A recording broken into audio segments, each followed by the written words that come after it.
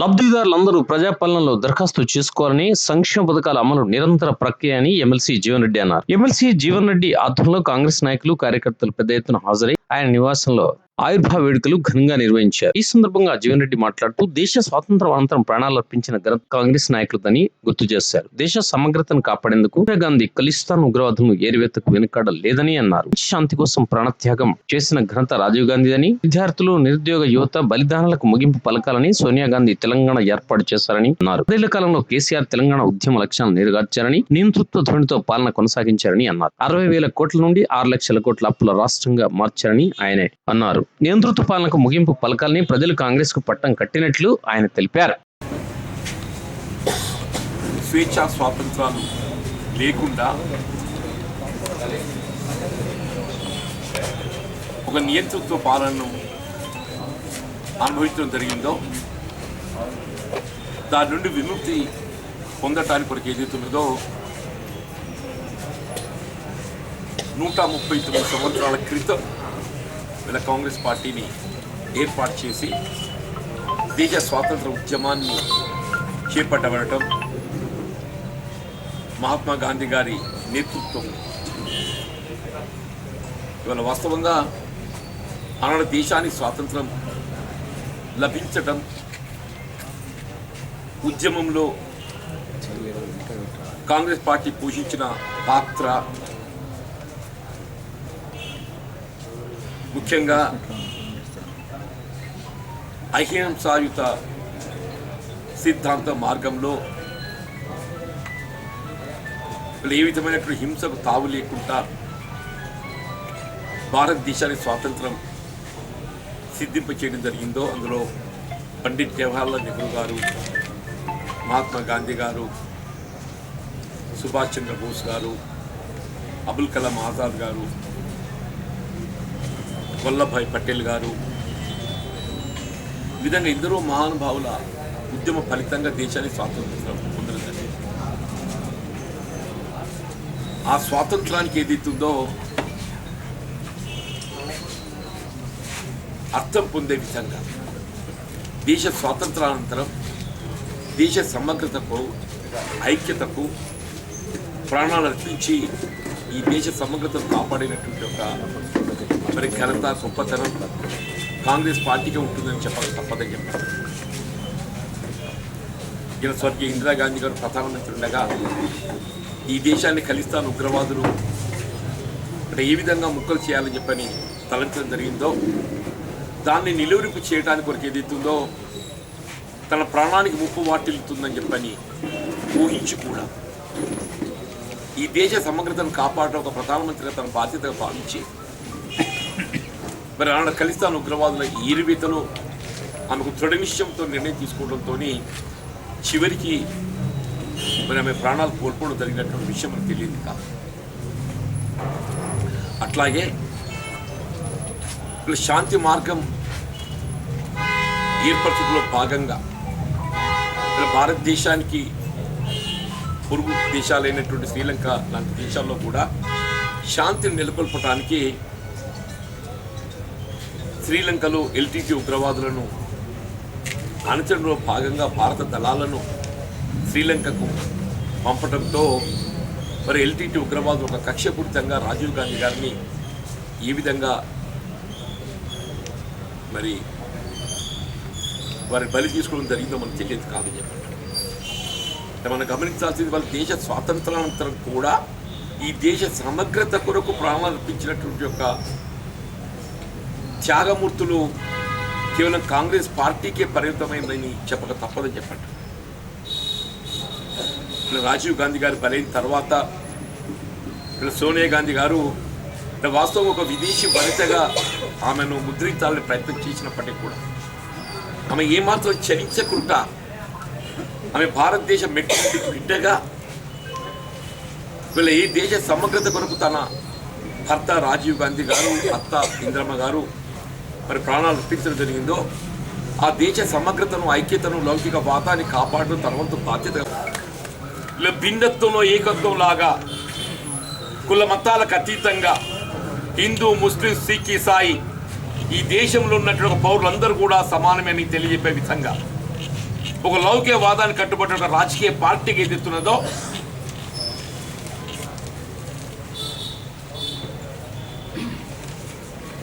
మరి ఒక హిందూ ఏదైతుందో నేను రాముల వారి ఆలయ ప్రారంభం సందర్భంగా అక్షింతలు ఏది జగిత్యాలకు వచ్చినాయో నేను దర్శించుకొని వచ్చిన ఒక హిందువుగా ఏదైతుందో ఇలా కలియుగంలో ఏదైతుందో రాముల వారిని ఆదర్శంగా తీసుకోవాలనే ఒక భావన తలంపుతో శ్రీరామచంద్రు ప్రభువును ఆదర్శంగా తీసుకోవాలనే ఒక ఆలోచన విధానానికి అనుగుణంగా పాలన అంటే ఆ విధంగా ఉండాలి, రాముల వారి పాలన ఆ విధంగా ఉండాలని చెప్పి ఆలోచన విధానానికి అనుగుణంగా వీళ్ళ కలియుగంలో రాముల వారి ఆలయాన్ని నిర్మాణం చేపట్టి దాని జీవనోద్ధరణ ఏదైతే 20 జనవరికి చేయబోతున్నామో ఆ అక్షింతలు ఏదైతుందో మొత్తం దేశమంతా దర్శనానికి పంపిణీ చేస్తున్నారు. నేను దర్శనం చేసుకో ఒక హిందువుని దర్శనం చేసుకున్నాను. సిమిలర్లీ ఏ మతానికి ఆ మతం అనుగుణంగా ఏదైతుందో వీళ్ళు అల్లాహ్ని కీర్తించే వాళ్ళు ఉన్నారు, యేసు ప్రభువుని కీర్తించే వాళ్ళు ఉన్నారు. అల్లాహ్ని కీర్తించేవారు అల్లాహ్ని కీర్తిస్తారు, యేసు ప్రభువుని కీర్తించేవారు యేసు ప్రభువుని కీర్తిస్తారు. కాంగ్రెస్ పార్టీ ఒక లౌకిక వాదాన్ని కట్టుబడ్డ పార్టీ, రాజకీయ పార్టీ కాంగ్రెస్ పార్టీ. ఈ దేశంలో ఎంతవరకు ఏదైతుందో భిన్నత్వంలో ఏకత్వం సమానత్వాన్ని అమలు చేయగలిగే రాజకీయ పార్టీ కేవలం కాంగ్రెస్ పార్టీ మాత్రమే చెప్పండి. దయచేసి వాళ్ళు ప్రజాపాలన అమల్లో మా మిత్రులు కాంగ్రెస్ పార్టీ కార్యకర్తల సంస్థ అందరూ విజ్ఞప్తి చేస్తున్నారు. ఇలా మొన్నటి ఎన్నికల ప్రక్రియ ముగియడంతో మన బాధ్యత ముగియలేదు. నెంబర్ 1, శాసనసభ ఎన్నికల ప్రక్రియ ముగియడంతో మన బాధ్యత ముగియలేదు. ఇలా మొన్న 7 తారీఖున ఎప్పుడైతే రాష్ట్రంలో కాంగ్రెస్ ప్రభుత్వం ఏర్పడ్డదో మనకి 2వ అధ్యాయం ఆరంభమైంది. మొదటి అధ్యాయం ముగిసింది, 2వ అధ్యాయం ఆరంభమైంది. ఈ 2వ అధ్యాయంలో ఏదైతుందో రాష్ట్రంలో ఏర్పడ్డ కాంగ్రెస్ ప్రభుత్వం యొక్క ఆలోచన విధానాన్ని ప్రజానీకాన్ని చేరవేయటము మన బాధ్యత. ప్రతి కాంగ్రెస్ కార్యకర్త బాధ్యత భావిస్తాను. అది గ్రామ స్థాయి కానీ పట్టణ స్థాయి కానీ ఇక్కడే కానీ చెప్పంటున్నా వారి అర్హతకు అనుగుణంగా వారి ప్రభుత్వాన్ని విజ్ఞప్తి చేసుకునే విధంగా వారి మనం గైడెన్స్ మార్గదర్శకం ఇవ్వటం మన బాధ్యత భావిస్తామని చెప్పండి. మీరు ఇవాళకి వెళ్ళి ప్రతి కాంగ్రెస్ కార్యకర్త మీరు స్థానికంగా జగిత్యాల పట్టణానికి సంబంధించే కానీ గ్రామీణ ప్రాంతమే కానీ ప్రభుత్వ ఆలోచన విధానానికి అనుగుణంగా ఏవైతే లబ్ధి కార్యక్రమాలు అమలు చేయబోతున్నామో ఇవన్నీ కూడా నమోదు చేసుకునే విధంగా రేషన్ కార్డుకు సంబంధించి కూడా అర్హతకు అనుగుణంగా వారికి రేషన్ కార్డు కల్పింపజేయబడడం జరుగుతుంది. దానికి అనుగుణంగా వారికి కలిగించే లబ్ధి కూడా కల్పింపజేయబడడం జరుగుతుంది. ఇవన్నీ మీద క్లారిటీ ఇవ్వండి. మీకు ఎక్కడైనా మీకు అనుమానం చూస్తే నాకు ఫోన్లో సంప్రదించైనా కానీ క్లారిటీ ఇచ్చాను. అది ఏ అంశమే కానీ ఏదైతుందో మీకు ఎక్కడైనా ఏదైనా అనుమానం వచ్చినా కానీ టెలిఫోన్ ద్వారా నన్ను సంప్రదించాను కానీ మీ అనుమానం చూస్తుంది. వీళ్ళ అధికార యంత్రాంగం కూడా ఏదైతుందో వీళ్ళ పాలనలో ఏదైతుందో ప్రభుత్వ ఆలోచన విధానానికి అనుగుణంగా పాలన కొనసాగాలి. నిన్నటి వరకు ఏదైతుందో 6 తారీఖు వరకు కొనసాగిన పాలన వేరు, వీళ్ళ 7 తారీఖుకి కొన్ని సంవత్సరాల పాలన వేరు అని చెప్పండి. దయచేసి అధికార యంత్రాంగం దానికి గమనం ఉంచుకోవాలని చెప్పండి.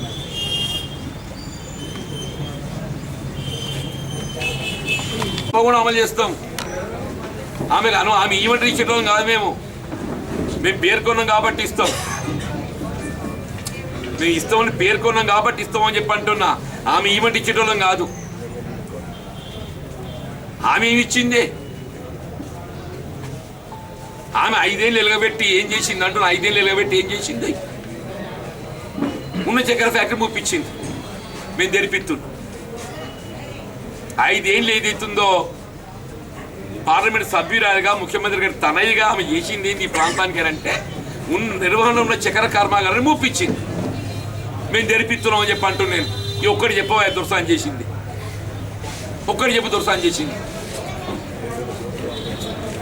హిందూ వ్యతిరేక ధోరణి కాంగ్రెస్ డిఎన్ఏలో ఉందని చెప్పేసి కూడా ఎమ్మెల్సీ కవిత నిన్న ఇవల్ల అసలు ఆమె ఏ మతాన్ని గౌరవిస్తే చెప్పాను. మేము ఇప్పుడే చెప్పిన హిందూ మతాన్ని గౌరవిస్తామని చెప్పానా, మేము సెక్యులర్ వాదులం అని చెప్పానా, నేను ఇవాళ అల్లాను కీర్తించే వారిని కూడా గౌరవిస్తామని చెప్పంటున్నాను నేను. యేసుప్రభుని కీర్తించే వారిని కూడా గౌరవిస్తామని చెప్పంటున్నాను నేను. ఒక బతుకమ్మ ఆడగా మీ హిందూ మొత్తాన్ని గౌరవించినట్టు అయిపోయిందా?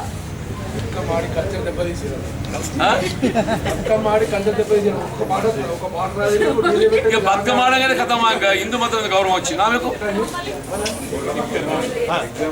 అదే అట్లాగా ఆమె ఎన్ని గుళ్ళకు ప్రోత్సహించి జగించారు నాకు ఒకటి చెప్పవా? ఇక్కడ పార్లమెంట్ సభ్యురాలు ఉన్నది కదనే, ఎన్ని గుళ్ళ ప్రోత్సాహం నేను చెప్తాను. మరి నేను ఇక్కడ ఎట్లాగంటే రామాలయం ఏదైతుందో దాన్ని నిలబెట్టడానికి కొరకు ఏదైతుందో అందరితో కంటైనర్ రామాలయాన్ని ఒక ఇంచ్ ఆక్రమణ గురిగా కూడా కాపాడేది నేను చెప్పంటాను.